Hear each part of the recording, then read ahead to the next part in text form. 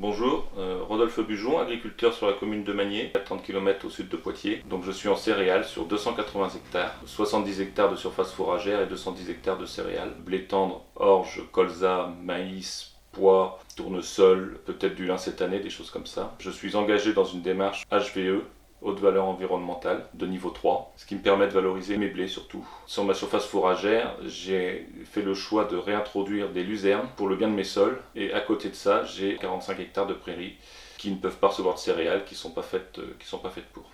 Une exploitation qui permet d'avoir qui est irrigable aujourd'hui sur une partie avec un forage. Je peux arroser une cinquantaine d'hectares par an.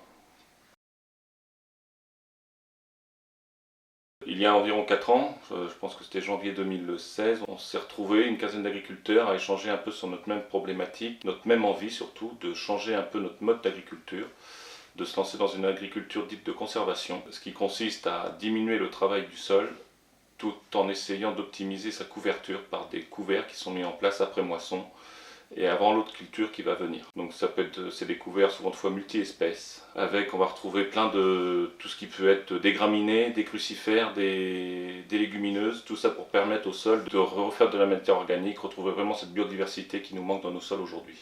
On s'est lancé dans cette démarche-là, je pense avant tout, on était tous désireux de retrouver un élan à ce que l'on faisait, à notre métier de passion quand même. C'est pour ça que Agrosol 86 a été créé en septembre 2016.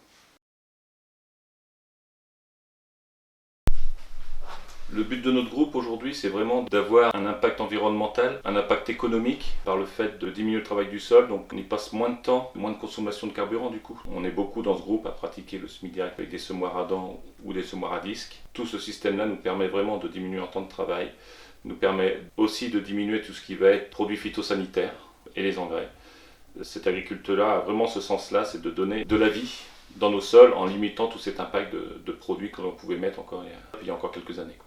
Agrosol aujourd'hui compte une quarantaine de cotisants dans tout le département de la Vienne. Ça nous permet d'avoir un partage d'expérience, échanger sur ce qu'on a réussi, mais surtout nos échecs, parce que c'est vraiment nos échecs qui peuvent nous permettre de réussir. Voilà, on a vraiment tout cet échange par des tours de plaine, par des formations et par les réseaux sociaux aussi, où WhatsApp est mis en place.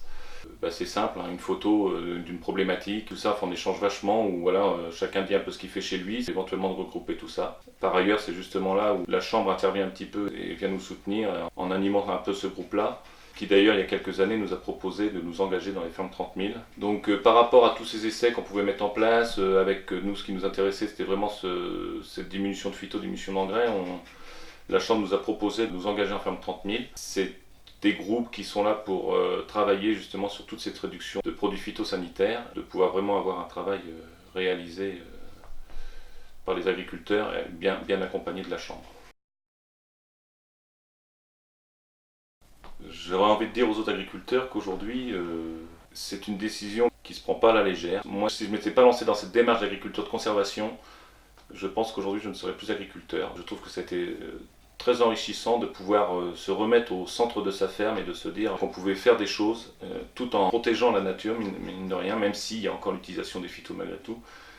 Mais c'est quand même une belle épreuve que de vouloir se lancer dans cette démarche et qu'il ne faut surtout pas avoir peur parce que c'est des échecs qu'on ressort plus fort. Aujourd'hui, qu'on soit en agriculture conventionnelle ou en agriculture de conservation, qui malgré tout est une agriculture conventionnelle, je pense que les risques sont les mêmes. Il ne faut pas avoir peur de changer ses pratiques pour essayer de découvrir autre chose, essayer de voir si on peut produire autrement. Moi aujourd'hui sur mes cultures, je ne vois pas forcément de différence de rendement. Et je sais qu'il y a quelques cultures qui peuvent moins produire. Mais au final, quand je prends à la sortie, ça revient à peu près au même. Je me rends compte que j'ai moins de charge aujourd'hui sur mes cultures que je pouvais avoir il y a quelques années. Aujourd'hui, on a vraiment besoin du soutien du grand public, car nos méthodes ont bien évolué. Il y a plein de choses qui se mettent en place. Et aujourd'hui, on a vraiment besoin de se remettre, nous, au cœur de notre métier, vraiment, et de ne pas avoir besoin de se sentir agressé, jugé à longueur de temps. Par nos méthodes, je pense qu'on peut aller beaucoup plus loin et faire vraiment avancer les choses. Je pense qu'on est vraiment dans une démarche de changement de méthode et qu'il faut vraiment que le grand public soit conscient de tout ça.